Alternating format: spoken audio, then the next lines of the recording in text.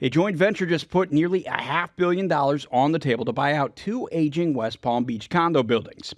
Deal's not done yet, but the fight to control this intracoastal stretch is just getting started. Because what's the fun without a little drama? Beko Equities. It's a joint venture between Miami-based Immocorp Capital and Hong Kong-based asset manager Kobo. And they've proposed a $430 million buyout of 2 waterfront condo buildings in West Palm Beach. The targets are Portofino South, that's 140 units, older building, built back in 1971. And then you have the 39-unit Flagler Yacht Club, which is also old, from 1981. So Ross has one he's in the process of buying out that's right next to the bridge. And now they're talking about, or this article is talking about, the proposed buyout of these 2 other buildings. And the numbers are just getting crazy, right? $2.4 million per unit for the buyout, which is wild. That's just... I guess, and my question is it worth it? Clearly, they... well, think about it like this. Well, it might be $2.4 million per unit, which is great for the owners of the units, obviously. But remember, they're really buying the dirt. And 7 acres is huge, right? Yeah. And so what's interesting here, let's see, there's nearby buyout demand. Fort Partners closed a $100 million deal at Harbor Towers, which is right up the way from there. So is it with the anticipation that they're going to be building high-rises? Because that's the only thing that can justify spending that much money for buyouts? Because, God, that's just crazy. 100%. That's exactly what they're going to be doing. These are the guys we know because we've seen them build everything else, right? Here's some of the inside scoop, though. So the deal we're referencing, this $430 million buyout proposal. They're saying it might not close. This is what you and I talked about maybe a week or 2 ago. Portofino South has rules that allow just 5% of the owners to block the sale, meaning Beko needs buy-in from at least 135 of the 140 units, right? So that's a lot of people you need to agree to sell, right? So unlike other projects, like the one I think related Ross did, I think their control margin was like 75%. A lot less than that, yeah. So it was 75%, and then they had control, or maybe even less than that. So, some of these are like 65, 75, 80%. And so in this case, this is 95%. You need 95% buy-in from the humans that own these things in order for everyone to have to sell. Okay. Which they say could pressure holdouts, but Beko says it wants to avoid legal battle like the Biscayne 21 case in Miami, which derailed Two Roads Development's plans for years and years and years. So obviously they wanted to clean break here, buy this thing, move on, get to work. But we'll see. So this is TBD on whether this gets done. And here, this is like the pivotal moment. If they spend $12 million on their special assessment, they're probably not selling in the future, right? Let's talk about developer gets a $98 million construction loan for Ocean One in Boynton Beach. Okay. Let's throw that on the screen where this is, and we can also throw the renderings on. But here's the scoop. A $98 million construction loan just landed for one of Boynton Beach's most anticipated downtown projects. This is huge. I'm pretty excited about this. After years of planning, Ocean One is finally moving along. And this is what we've talked about a lot. This Boynton Beach downtown area. By the way, they're moving dirt. They're doing a lot of stuff over there right now. Yeah. Okay. Typerion Development Group secured a $98 million construction loan from Madison Realty Capital to break ground on One Ocean, a mixed-use project at 114222 North Federal Highway in Boynton Beach, downtown district.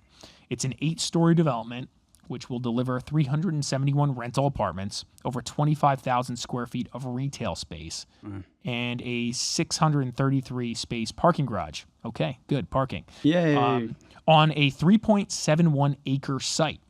So Boynton Beach's Community Redevelopment Agency is backing the project with up to $11.5 million in tax incentives, financing over 14 years. And so it's designed by Miami-based, we've seen this name before, can never pronounce it. Architectonica? Architectonica. I think we got it. Architectonica. Right. Ocean One has been in the works since 2018 and received site plan approval in 2023. So this is why we keep complaining about this. There's like 5 other big ones that need to get done to really make this downtown really a spot. But what I do like about this is 25,000 square feet of retail. So again, to make the downtown interesting, you need some retail on the first floor, right? So you need that to make sense. And so you're going to have restaurants in there, bars in there, whatever. And again, there's going to be plenty of other buildings that have a similar execution, right? The retail first floor, either condos or apartments on the second floor. And this is going to transform downtown Delray, downtown Boynton Beach. And again, if we pull up the map, if you want to pull up the map, Ben, again, I can just give you my commentary on this around the surrounding areas. Related Ross launches mixed income multifamily division with its first project in downtown West Palm Beach. This guy's all in. Yeah. He's all in. And we are going to take a look at 209 North Sapodilla Avenue. Steve Ross is just doing more and more work. Man, they're cooking here. Like if they get to work on this right away, oh my gosh, that's great. The average apartment in West Palm Beach rents for nearly $2,400 a month, pricing out the local workforce that supports the very luxury market Related Ross has built. Yeah, we knew that. Yeah. Yep. Palm Beach County defines affordable housing as units reserved for households earning 80% or less of the median home income, right? So, right. Which is about 104,000 to 112,000 annually. That's like big numbers, Yeah, right? that's a lot. That's big numbers. 7 stories, 164 units ranging from 1 to 3 bedrooms, averaging about 640 square feet per unit. Not big. No.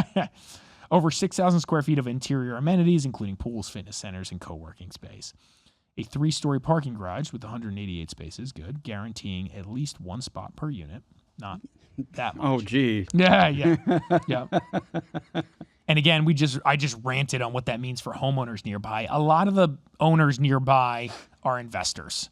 That whole neighborhood is because it's mostly multifamily. So, yep. And so the history there is mostly investors. And but again, I think it's gonna change. I think it's gonna improve, and I think it's gonna be the next area that you're gonna be like, oh wow, you bought that stuff in 2015, and look at it now. Related Ross acquires the Ben. Yeah, a 208-room Marriott hotel in downtown West Palm Beach. This guy is buying everything, building everything. He's just doing it all. West Palm Beach, again, West Palm Beach's most dominant developer, just locked down the waterfront hotel that sits at the center of it all. And they're not done. The deal closed on February 26th. Wow, that was like days ago. Yeah. Okay. With the purchase price undisclosed, Wheelock Street Capital, which paid $106 million for the property in 2021, was the seller. So they probably sold for more. According to Newmark, the brokerage that arranged the financing, a $172 million acquisition loan was reportedly provided by Tokyo-based Nomura. So $172 million bucks. City Place Tower, for any of you who don't know what that is, City Place is like that center spot where all the action is. Esperante Corporate Center, Phillips Point, and One Flagler. These are all things that he owns, along with growing residential and mixed-use portfolio in downtown. Adding a flagship hotel gives the firm control over the hospitality layer of what is essentially becoming a company-built urban core. A new Redfin report covering December 25 shows that while the rest of the country is pulling back on cash deals, Florida's major markets are moving in the opposite direction. As mentioned, West Palm Beach ranked first in the entire country. 47.2% of all home purchases were made in cash. Miami and Jacksonville were tied at 39.3%. Fort Lauderdale right behind at 36%.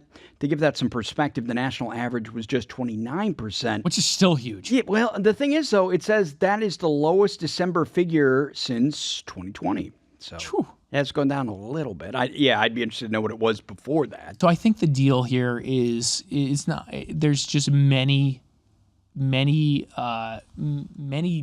buyer avatars in this market, right? So like I was just listing them off to him randomly, this guy I was just with. So it's like, okay, wealthy South American, trying to move his cash out of Latin America, has currency risk, wants to park it in USD. Why not buy in West Palm Beach, South Florida, somewhere, right? That feel safe. And Florida kind of tends to be great for that because it's close to Latin America and it feels more comfortable. So you got that, right? You got those guys buying cash. That's what they do. You have people that are doing a 1031 exchange. Over 300 hedge funds and financial firms are now based in Palm Beach County. 300 hedge funds and financial firms. I didn't know that. Right? That's amazing. And the county has seen a 112% increase in millionaire growth over the last decade, the fastest in the nation. This is expected. One of the things I see a lot too is like the new construction communities in West Palm or Palm Beach County. Like when you think about Avenir, you got these buyers that have $1 million. They can buy their house, this new house, because they did whatever they did to get that $1 million, and now they have no debt. So you're going to layer in, okay, there's the cash. And we see that a lot in the new construction stuff, just like, here you go. One of the things they say here too is like, if you buy with cash, you don't have to insure your property for windstorm. So now all of a sudden you save that too, right? So a big part of why cash dominates Florida has nothing to do with wealth. It has to do with financing restrictions. We zoom into one of the most expensive residential deals to hit South Florida radar this week. It comes with a name you've definitely heard before. Well, not necessarily. I mean, I have certainly. Developer married into billionaire Conair family buys $37 million Hillsboro Beach mansion. If you're familiar with the brand Conair, no relation to the movie starring Nicolas Cage from the mid-'90s. You have Morris Flankbaum, through his land bank trust, picked up the property next door to one he already owns. Crazy. Jeez. 36.5 for the adjacent estate. Combined with his 2021 purchase at $21.8 million, he now controls a 3.7-acre assemblage on Hillsboro Mile for a total of $58.3 million. The seller was Deborah Tarrant, widow of healthcare tech mogul Richard Tarrant, who originally paid $3 million for the property back in '98. It's gone up a little bit since that time. It features 200 feet of ocean frontage. That's huge. 200 feet of ocean frontage. Combined with the neighboring parcel, he now controls 3.7 acres, as we just mentioned, totaling $58.3 million. But by the way, he bought that thing in 21. It's worth way more than that, the other one. So you can just assume it's $75 million in real estate he owns right here on the ocean, just waiting to get tanked by a hurricane. So senior housing, one of the most undersupplied asset classes in South Florida, which is weird to say. Right now, anyway. Michigan-based Beztac just broke ground on a 153-unit luxury facility west of Delray Beach, backed by a $75 million construction loan. So they got that loan going.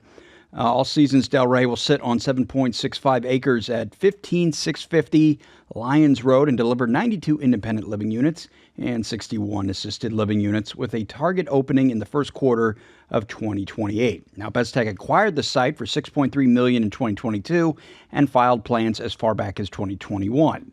ANF is managing construction and is expected to wrap in roughly 2 years.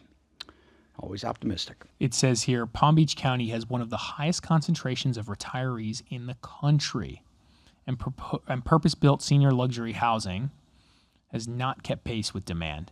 So we'll probably see more of this. Again, these are the wealthy retirees to be here in South Florida, because most of the, I'd say, less wealthy retirees are getting out of South Florida. And the buyers that are buying those properties are younger, millennial, in the workforce, making a good living, can sustain paying these bigger numbers.